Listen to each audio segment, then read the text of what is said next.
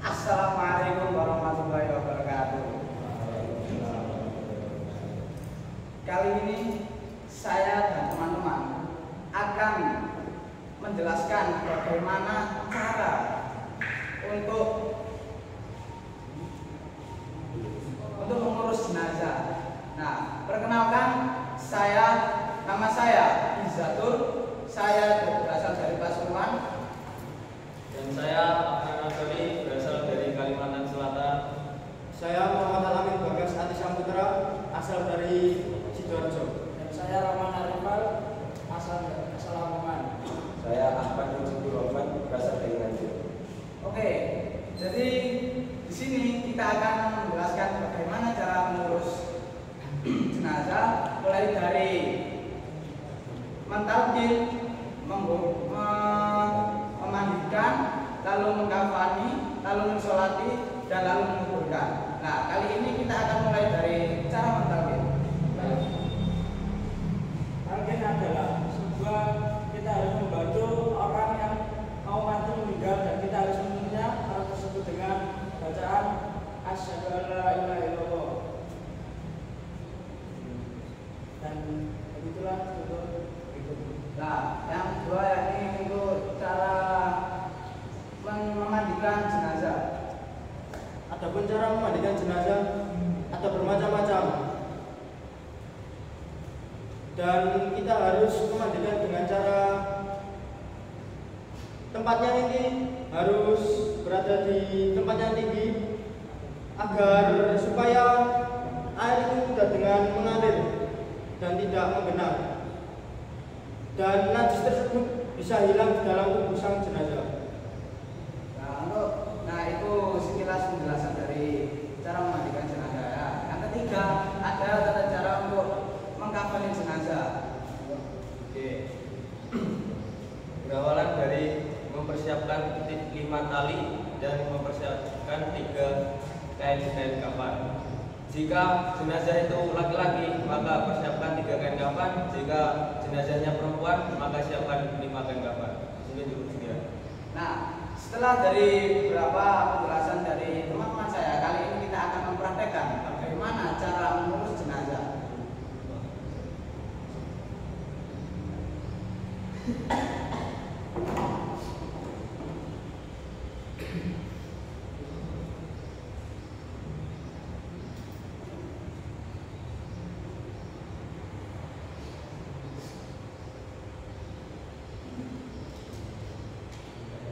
Nah, sebelum kita memandikan si jenazah, kita harus menutup aurat sang jenazah terlebih dahulu. Lalu kita siapkan bahan-bahannya dengan air biasa, air netral, air daun bidara, air kapur barus. Lalu kita akan mempraktekkan cara memandikan sang jenazah. Pertama-tama kita mengguyur sang jenazah dengan air biasa terlebih dahulu sebanyak 3 kali, 5 kali, atau seterusnya dengan jumlah yang ganjil.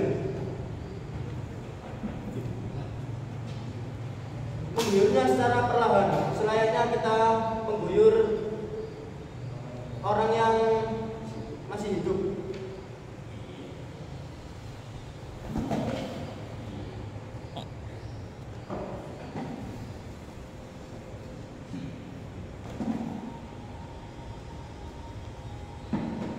Setelah diguyur dengan air biasa, lalu kita bersihkan kotoran yang ada di dalam tubuhnya terlebih dahulu.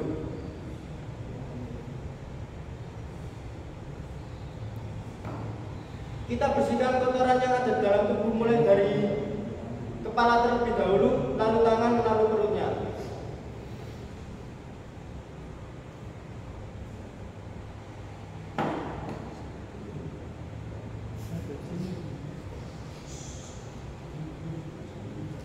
Kita bersihkan mulut dengan jari telunjuk, kita bersihkan hidung dengan jari kelingking. Ketika membersihkan, kita menggunakan alas atau sarung tangan.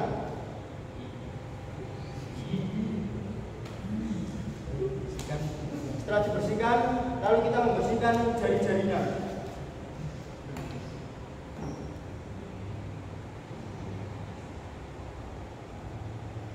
Lalu kita membersihkan perutnya, diurut secara perlahan-lahan.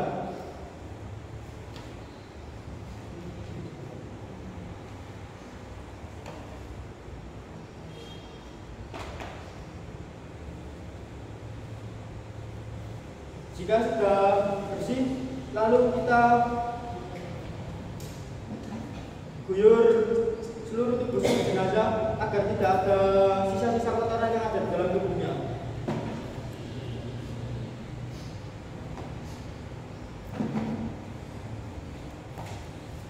Kita guyur secara ganjil.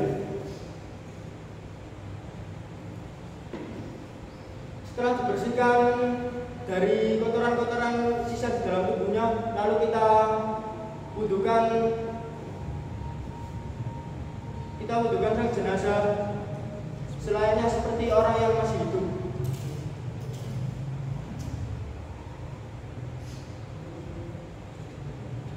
Ketika mewudukan, kita boleh hanya memilih yang rukun-rukunnya saja. Kita mulai dengan membasuh muka. Ketika membasuh muka, kita miringkan kepala ke kanan agar air tidak masuk ke dalam mulut atau hidung sang jenazah. Kita guyur sebanyak 3 kali secara perlahan-lahan.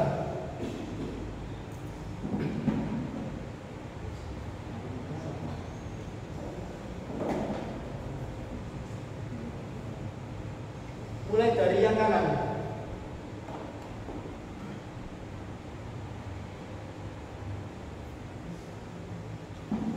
Lalu yang kiri.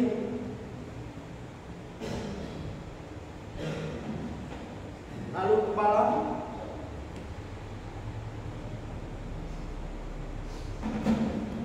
Kaki.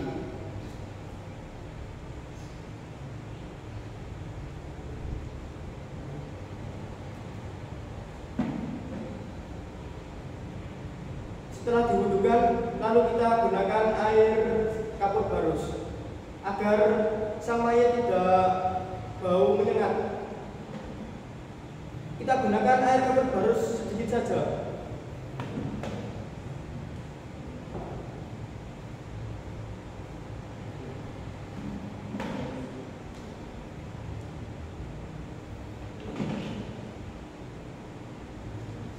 Setelah kita guyur dengan air kapur barus, lalu kita gunakan air daun bidara agar tidak bau kapur barus dan berbau wangi.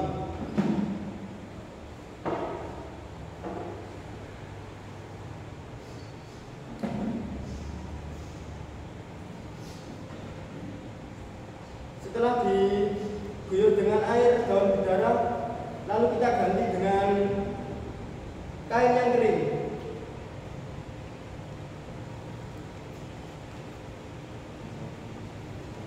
Nah, ketika mengganti dengan kain yang kering, diusahakan untuk kita tidak terlihat aurat sang mayat.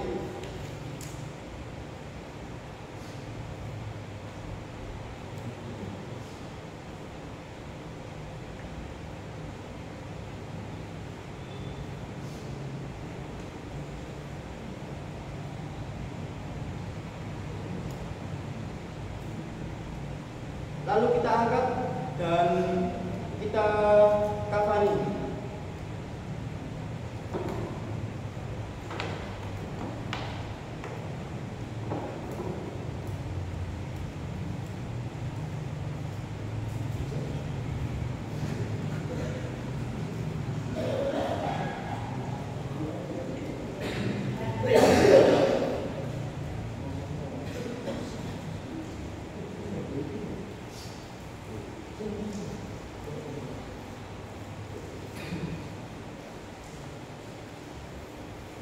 Langkah selanjutnya yaitu mengkafani. Yang pertama kita siapkan 5 tali. Tali yang pertama yaitu di bagian atas kepala. Lalu tali yang kedua yaitu di bagian leher. Yang ketiga di bagian perut. Tali yang keempat di bagian lutut.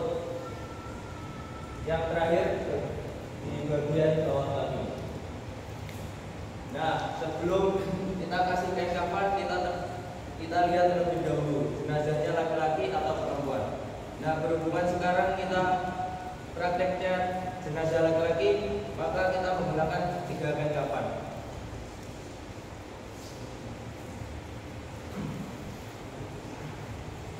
Nah, yang pertama, kain pertama ini ditaruh di bagian tengah.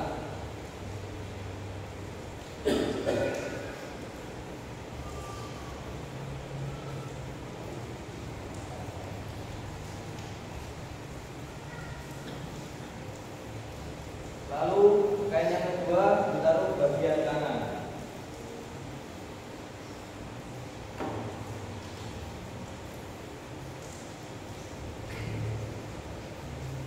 Dan kain yang ketiga yaitu ditaruh bagian kiri.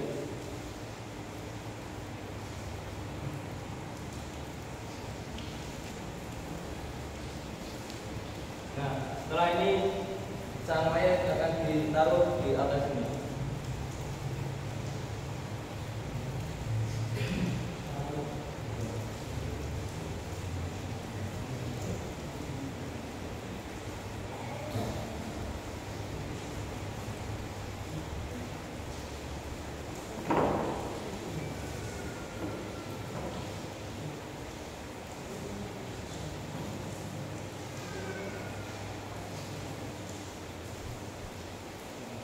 Nah, setelah ini sebelum dibuntel, sang mayat harus ditutupi yaitu 7 lubang. Yang pertama hidung, yang kedua mulut, yang kedua mata, yang keempat telinga, yang kelima dubur, yang keenam dubur.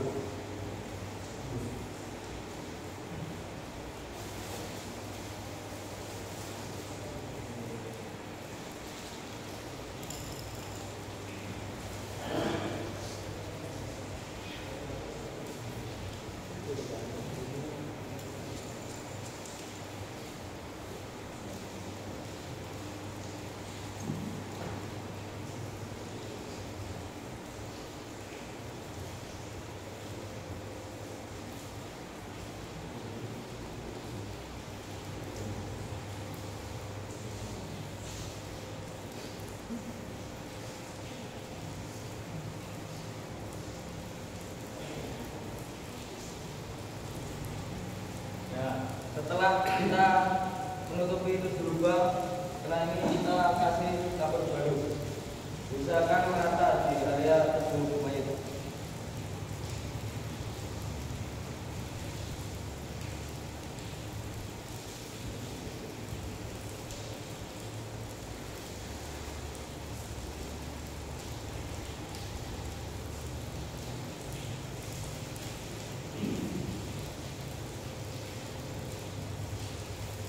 Nah, setelah semuanya sudah selesai, habis ini langkah selanjutnya kita bungkus si mayat. Langkah pertama yaitu dari sebelah kiri terlebih dahulu. Nah, tangan si mayat ini ada 2 pendapat, boleh sendangkap, boleh lurus. Nah, kita sekarang pakai yang sendangkap.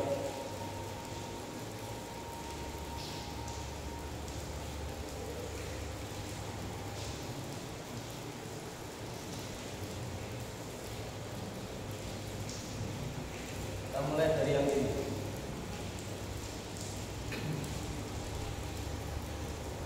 Lalu yang kanan.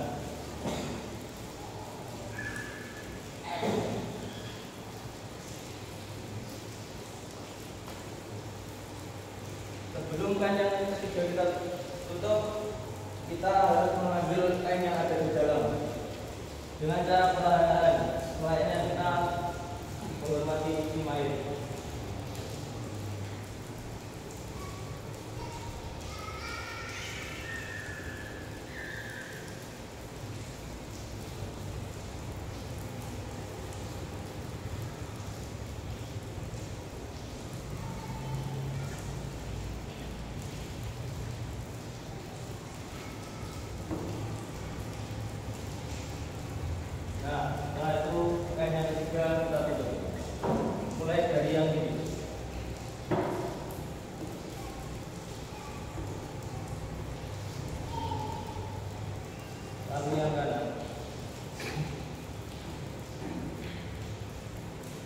Nah, ketika jenazah ini sudah tertutup, kita menali. Nah, proses penalian ini kita menalinya di bagian sebelah kiri karena agar kita memudahkan saat proses penguburan nanti. Dan nalinya tidak boleh rapat-rapat agar sang jenazah tidak kesakitan.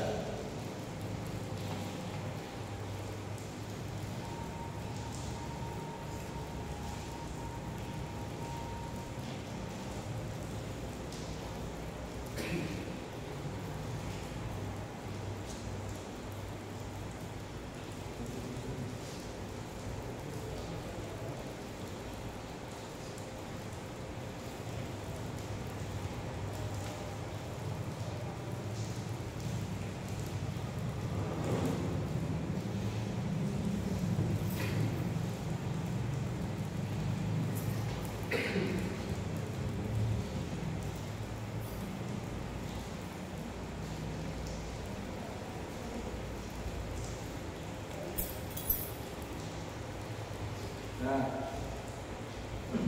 seperti inilah proses tata cara mengapani jenazah. Nah, habis ini dilanjutkan dengan tata cara mensolati jenazah. Nah, kali ini saya akan menjelaskan beberapa cara untuk mensolati jenazah.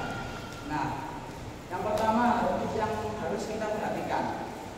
Yang pertama kita itu harus memperhatikan bahwasannya jenazah yang akan kita sholati itu apakah jenazah laki-laki atau perempuan.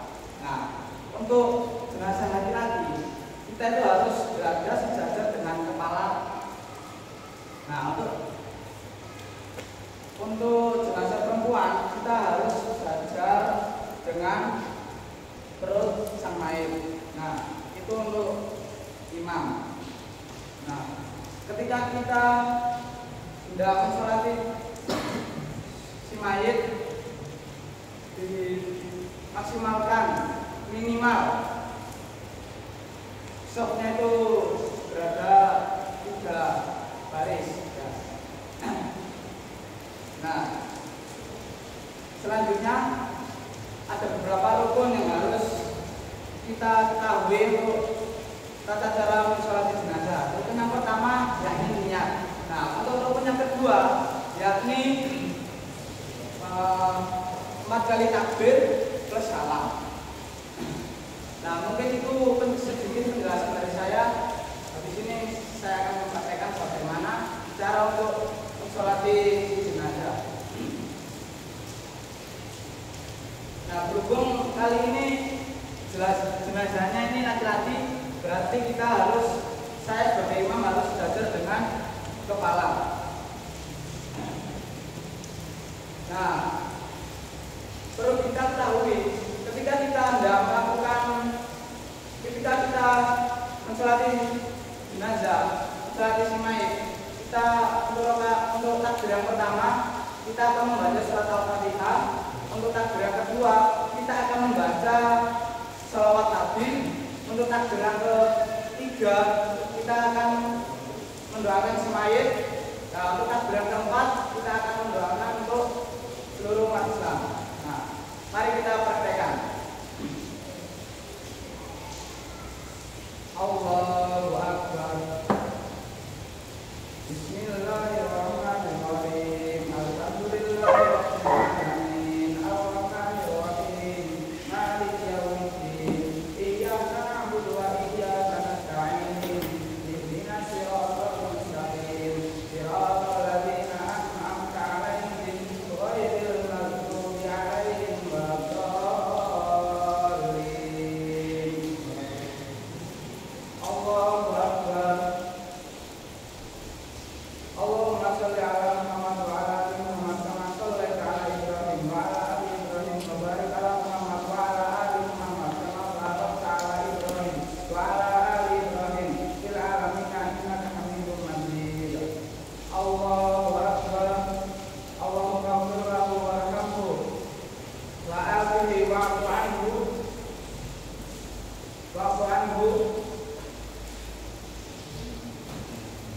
Allahu Akbar. Allahumma tahtimna ajrahu wala taftinna ba'dahu wa'fir lana wa lahu. Assalamualaikum warahmatullahi. Assalamualaikum warahmatullahi. Nah, mungkin cukup itu sekian dari tata cara untuk mensolati jenazah. Nah, kali ini kita akan melanjutkan untuk cara memberkahkan jenazah. Untuk yang bersangkutan kita silakan. Oke. Soal bukan jenazah ya. Ini jenazah kalau mau dibutuhkan untuk itu dibuatkan kedalamannya 2 meter. Dan itu ada bagian di sini. Bangsa buatkan kalau ada 2, yang satu di tengah untuk 2 cara ya, satu di tengah atau yang satunya di pinggir. Nah, untuk kenapa harus dibuat dalam? Karena supaya baunya si mayat itu tidak mengundang makhluk buas, dan supaya makhluk buas tidak menggali kuburannya si mayat. Dan juga mungkin tanah itu tahan terhadap air atau enggak terkena ya supaya rusak dari air, supaya si mayat tidak terangkat ke atas. Dan untuk caranya ya,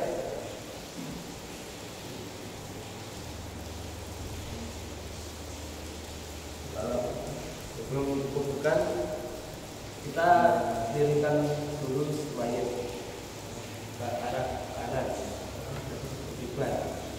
Nah itu kita buka dulu tali potongnya.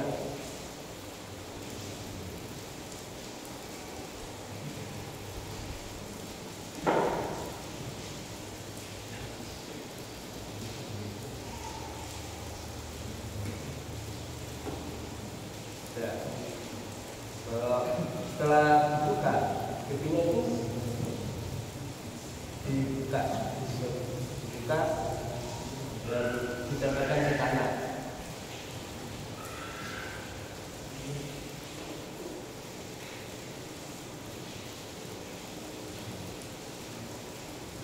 Nah, setelah itu ada pengadanya di telinga bagian kiri dan matinya di bagian kanan. Adapun kain yang mengadanya juga bisa. Dan pas mungkin ini bagian belakang semuanya dikasih sesuatu seperti bumbu palang tanah ya, supaya tubuh si jenazah tetap tersanggah. Setelah itu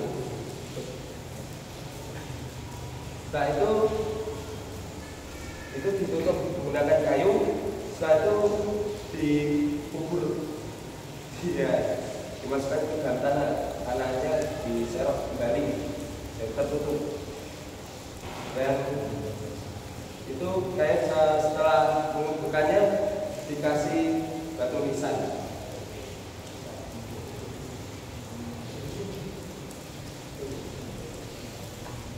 Dan ya, terus kan langsung khutbah. Dan khutbahnya itu tapi garis besarnya saya nanya soal kehidupan, bahwa semua makhluk hidup itu akan mengalami kematian, bangkitan, memaafkan si mayat jika ada kesalahan, dan saksi hidup yang si mayat baik dan buruknya. Mungkin cukup dari saya. Wassalamualaikum warahmatullahi wabarakatuh.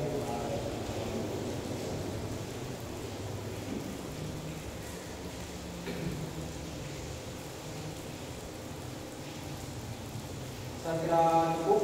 Cuma yang ingin saya tanyakan itu adalah kalau misalkan dalam kondisi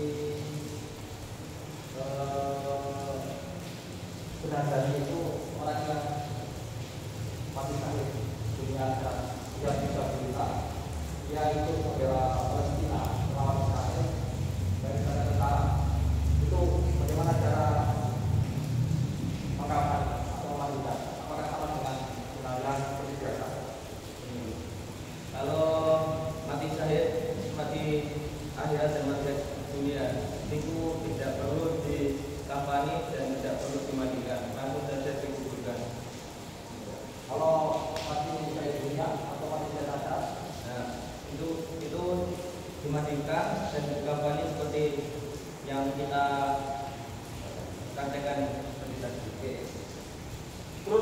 kalau misalkan dalam kondisi satu saya dalam satu kelompok rombongan manusia itu berjalan, terus di situ ada satu orang perempuan.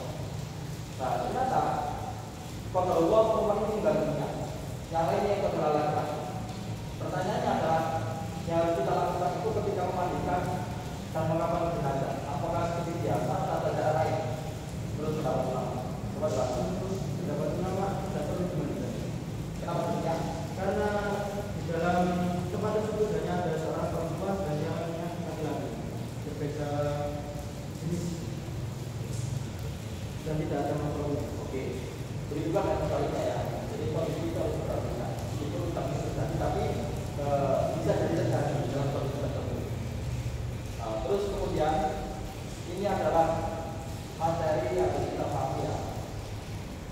Karena ini adalah bentuk terakhir pentingnya sholat kepada kedua orang tua atau kepada orang tua. Jangan sampai hal seperti